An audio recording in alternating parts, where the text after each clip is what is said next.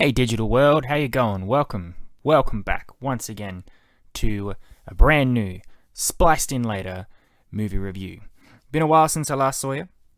Normally I'd have an episode for you a couple of days earlier, around Tuesday.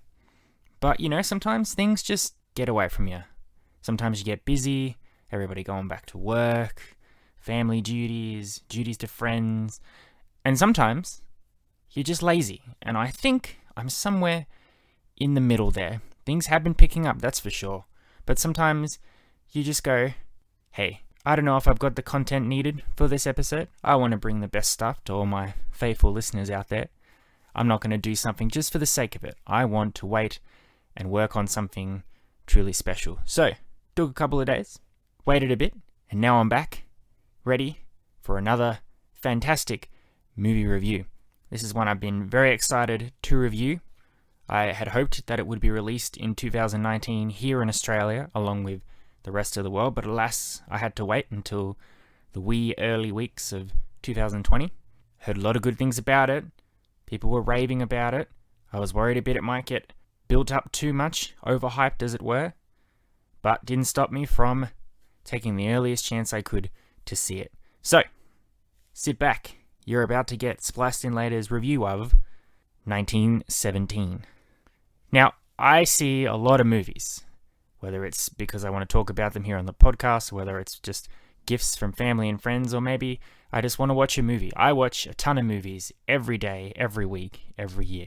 I've seen good movies, I've seen great movies, I've seen okay movies, I've seen bad movies. I've seen movies that are quite similar to each other. I've seen movies that are unique in certain aspects. So seeing all these movies together means it all sorts of blends together at certain points, and it takes a while for something to truly surprise me or shock me. Well, 1917 is one of those movies where I am thankful that I like movies and that I see as many movies as I possibly can. 1917 is an outstanding film, and I would encourage all of my listeners to see it as soon as they possibly can, because it is a wonderful, submersive, engaging, suspenseful war survival thriller film, and it is just fantastic. We'll start off by talking about the direction here.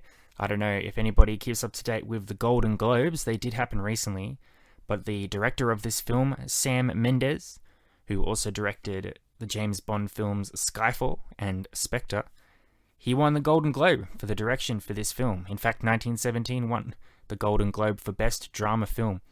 And let me tell you, it absolutely deserves it. And Sam Mendes deserves his Golden Globe for the direction here. 1917's big selling point, really, I'm sure a lot of people might have heard about it. If you haven't heard about 1917, the basic premise here is we follow two young British soldiers in World War I, played by George Mackay and Dean Charles Chapman, who have been given a mission. They have to deliver a message from their safe station with their platoon behind enemy lines to meet up with another faction of British troops, and they only have a certain amount of time to do it before disaster strikes, essentially. So the big gimmick for this film, not a gimmick, but the big hook, is that it is basically a one-take movie. Now, the movie itself isn't actually shot in one continuous take. I'm sure if you looked really hard, you could see where they hide the camera cuts and the movie trickery. But basically, it makes you feel like you have seen one continuous take of these two actors in this movie doing their thing. We check in with them at the start of the movie when they wake up, and we don't leave them until whatever happens to them at the end of the movie. A lot of movies are trying the one-take approach ever since it really kicked off with Birdman.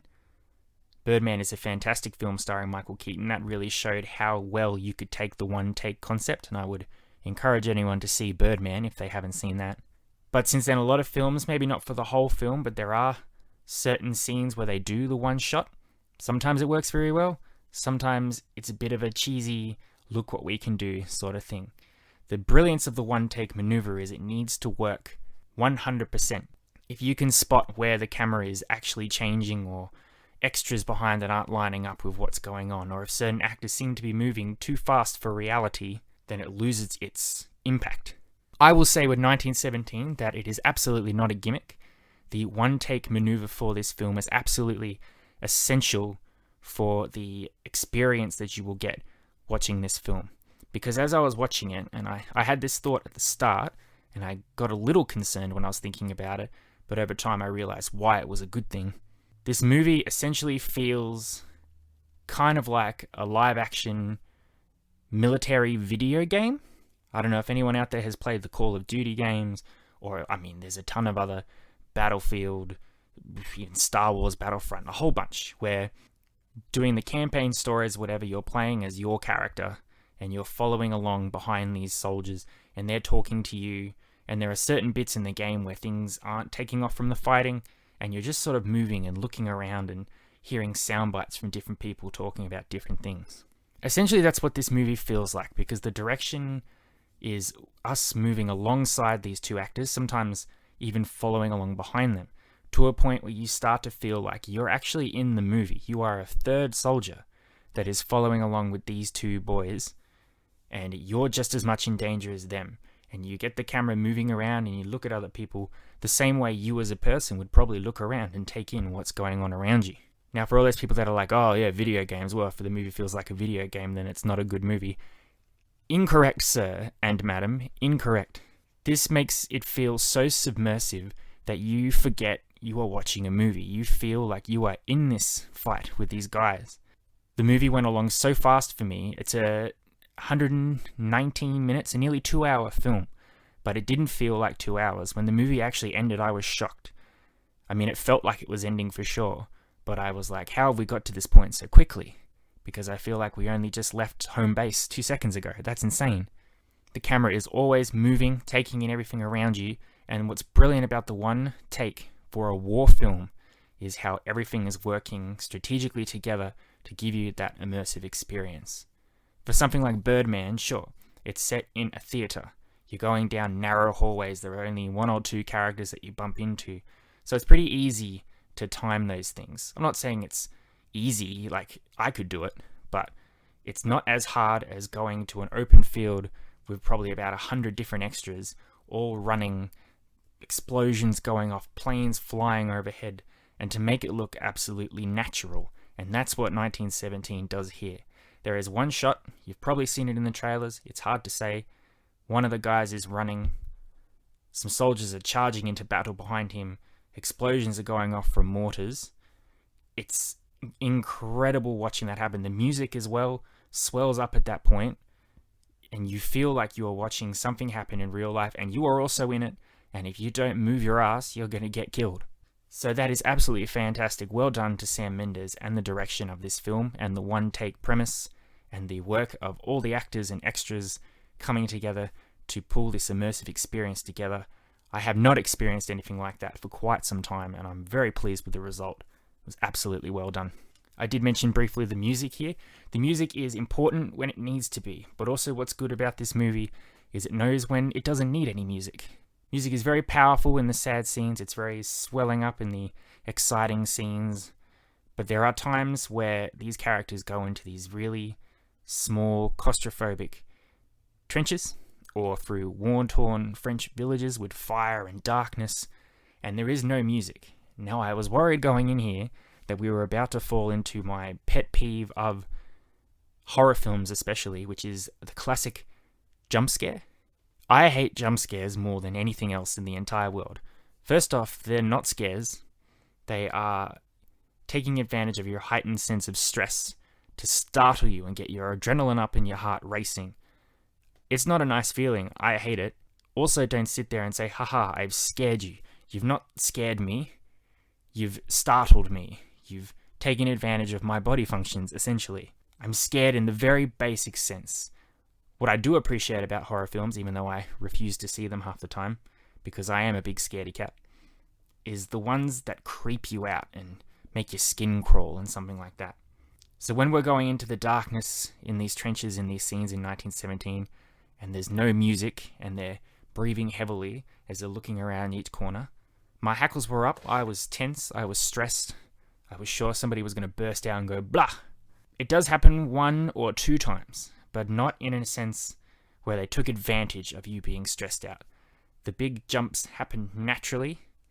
You sort of know they're going to happen, and there's nothing you can do to stop these characters from engaging with these jump scares. But once they're done, it immediately kicks off into high gear, and there's a purpose and a reaction to that jump scare. And we move forward because terrible things are happening, and these guys have got to get it out alive. It's not turn around a corner, blah, dead body. Phew, okay, moving on to the next one. Blah, a rat. Ah, shit, moving on to the next one. No, nothing like that, so that's great.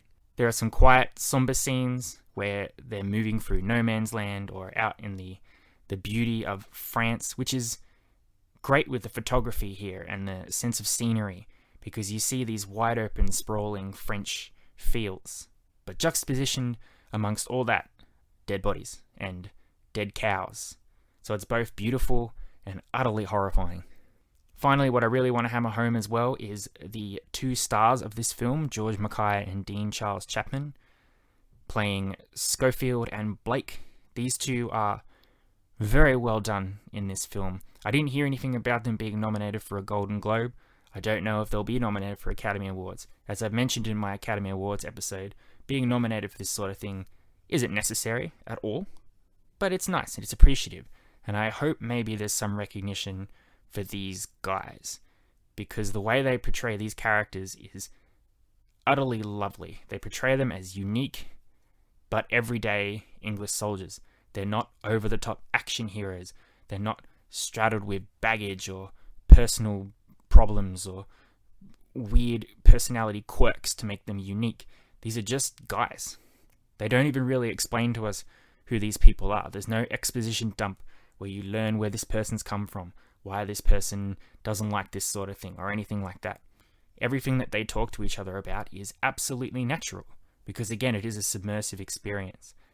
The conversations that these two characters have just come up regularly based on what they're seeing and reacting to around, and it's so natural that really, again, hooks you into feeling like you're actually in the movie with them.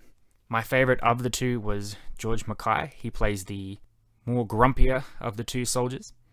He did really well at emoting emotion without saying anything. He had that 1,000-yard stare look that you see in all those old-timey war photos, which made me feel for the guy immensely. But when he needed to, he kicked it into high gear. He was running. He was ready to help the cause. And Dean Charles Chapman as well. He was great as the more youthful of the two, the one that panics a bit more, bit less understanding of war. The two of them together and the reactions they had with each other was sensational. Those two, fantastic, really made the movie for me top notch. My one tiny nitpick, and this is not to do with the movie, I think this is just because of me, is that when they encounter other characters, they are played by big-name British stars. These are fleeting cameos. They don't stick around in the movie very long, but it does take you out of that submersive experience when they meet up with a general and you go, oh, it's so-and-so from this movie that I'm familiar with. Now, I'm pretty sure that's just me. I see a lot of movies, so I know a lot of actors. If you're unfamiliar with every actor in the world, you might not have this problem. But these are big British stars. They've been in the blockbuster films. They've been in the famous TV shows. I'm pretty sure if you see them, you'll know either who they are or remember the character that they played in another thing. If possible, I would like if maybe in the same way that George Mackay and Dean Charles Chapman aren't huge actors, to get relatively unknown actors to play these other roles as well. I get it works because these famous British actors are playing the older generals and colonels, the ones that are sending all these young kids off to die. But we're not waiting for these characters to turn up. So when they do, and you go, oh, it's that person, just for a second, you go, that's right, I'm watching a movie. So get some unknowns, get some people we've never seen before in other films. If they can act, put them in the role. I reckon that would complete the submersive experience. That said, I love actors. I love seeing actors that I recognize from other things. So, as much as I'm complaining about it in a nitpicky sort of way, it was a treat to see all these actors. So if you do go and see it, and you start spotting the actors, maybe roll with it. See if you can recognize every person you come across. See if you remember what they're from. There is one connection between two characters which I thought was hilarious in terms of the show that they've been on before, and the relationship between these two is much different than what they were on the show. But if you want to know what I'm talking about, go see the film. Alright, wrapping it up, because if I talk more about this film, I'm going to spoil it. I don't want to do that. I really, really, really stress and encourage you all to go out and see this film while you can, especially in the theaters. It really benefits from that lights down, theater style, dead silence movie theater experience that you probably won't get if you watch it on your iPhone or at home with your family cackling away in the background. I was very lucky. I had a good cinema with everybody. As soon as those lights went down, it was quiet, and it really helped for that experience. I know a lot of movies are out right now. I know you're all back to work, getting back to your everyday duties. Happy January, everyone. But this is one that you will regret if you let go by and you say, oh, I had a chance to see it, and I didn't. 1917 gets 10 out of 10. Top full marks from me. If I'd have been able to make my top 10 list with 1917, I'm pretty sure it would be in the number 2 spot. That's how impressed I am with it, and that's how much I want you to see it. 1917, Sam Mendes, George McKay, Dean Charles Chapman, photography, music, one-shot take, outstanding. Alright, thank you very much everyone. That was my 1917 review. I'm back in force. I'm thinking that for my next episode, which I will definitely bring to you on the Tuesday as promised, the Academy Award nominations for 2019 will have been announced. I'll go through them with you. We'll have a look. I'll give you my take on what I would like to see win certain categories and what I think will actually win in the categories, whether I'm happy about it or not. Should be a fun discussion, and I hope you all tune in with me to have a look into that. Have a good weekend, everyone. Go see 1917. You've been spliced in later. Adios, muchachos. I'll catch you next time.